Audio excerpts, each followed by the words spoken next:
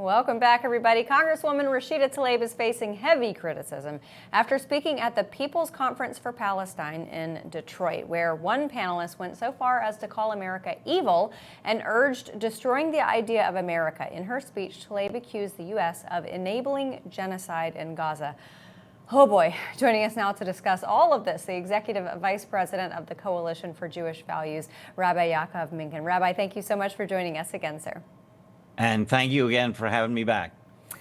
You know, I don't think that this is just a perception. It seems like this is pretty pointed, that Rashida Tlaib and some of her cohorts in Congress, that their rhetoric that has been along these lines for a while, it's ramping up. Do you think so? Oh, absolutely, because they're finally saying the quiet part out loud. Let's understand where this is coming from.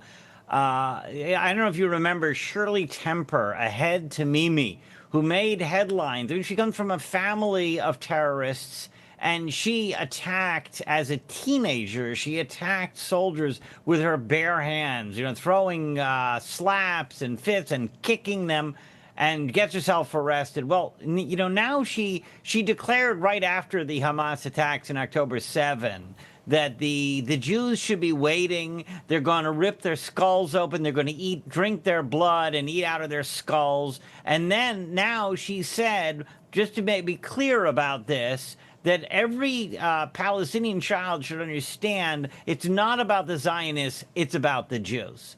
The problem is the Jews. And they're just saying this quiet part out loud. It's always been about genocidal barbarism, destroying everything that America stands for. If you listen to the rhetoric from the conference, it's not just we hate the Jews, it's also we hate America. We need to tear its structures down.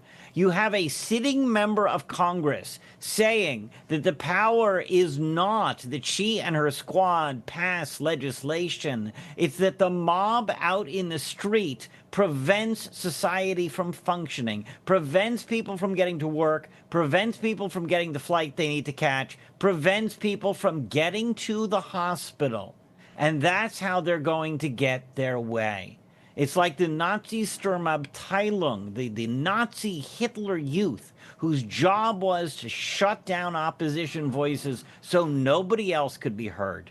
That's what they're about, and they're destroying everything that America is built upon. Yeah, you nailed it. You told us months ago that anti-Semitism is anti-Americanism, and this conference really laid it out bare. Now, a lot of the people that come, we know they're radical, but you don't normally expect an elected leader to say, I would be Hamas. But the mayor of Oakland, California, basically said, hey, the new playground is, I would consider to be Palestine, and in that scenario, I would be Hamas. That is a pretty extraordinary statement for an elected leader in this United States of America. Your thoughts on what he went about saying? The mayor of Richmond is an axe murderer and needs to be put in jail. And I'll explain it very simply.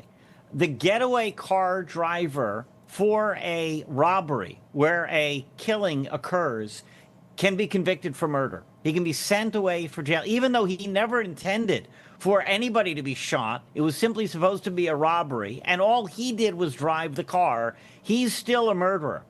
Well, if a person declares himself part of Hamas, like the mayor of Richmond did, said, I would be Hamas if I were in that situation, okay, fine. You're part of an actual rape gang. I mean, they have. The Israelis discovered the paperwork to prove it, but we knew it all along. Hamas made rape part of their program. They knew, thanks to their accomplices, the so-called Gazan civilians who worked in these settlements, they knew how many people lived in each house, how many children were in the house, if they had a dog, so that Hamas should know to murder the dog. So again, they used rape as part of their program. They beheaded babies, not by coincidence. It was part of the program. They burned babies in ovens. They were worse than the Nazis.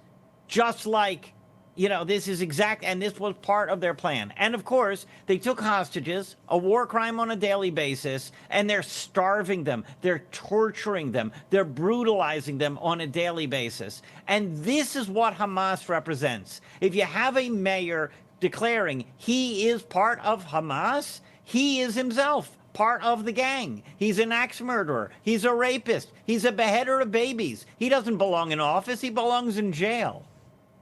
Yeah, no doubt. Rabbi, I want to ask you about another one of her comments that was pretty salacious. She said, I say to every genocide enabler, you mother effers, we ain't going nowhere. We are now in Congress, every corner of the U.S.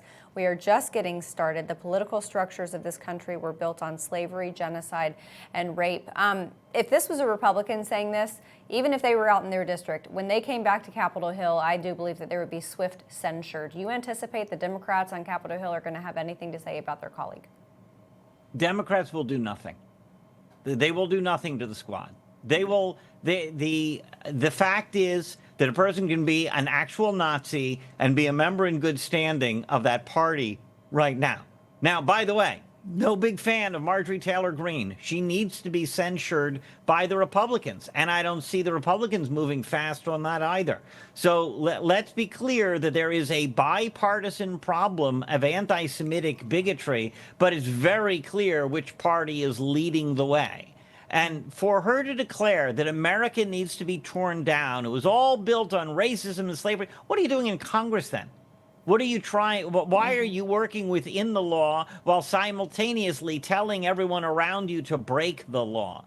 She's pro-anarchy, she's pro-barbarism, and she's anti-Semitic. She doesn't belong in Congress. The American people should not be supporting this, and we should recognize how dangerous this is to America's future. I like to comment, the Jews have a divine commitment for Jewish survival.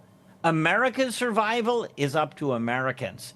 And either we maintain the welcome door to tolerance and peace and decency, or we allow the barbarians to take over. There's really not a third option there.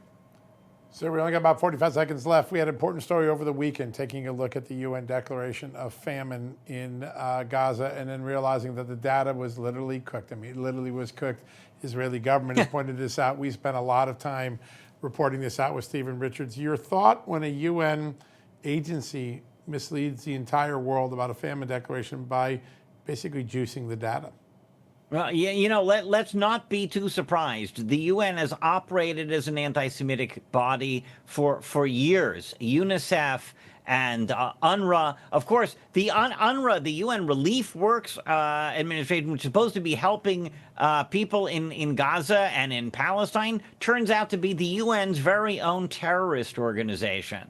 So if you trust the UN to be running any international affair, you're getting it wrong. If you trust them to run anything related to Israel and Palestine, you're actually relying on racism. Rabbi Yaakov Menken, thank you so much for being here with us again tonight, sir. Thank you for having me. Absolutely. All right, everybody, we're going to take a quick break. One more segment after this, and we're going to close out for the night with a few more stories.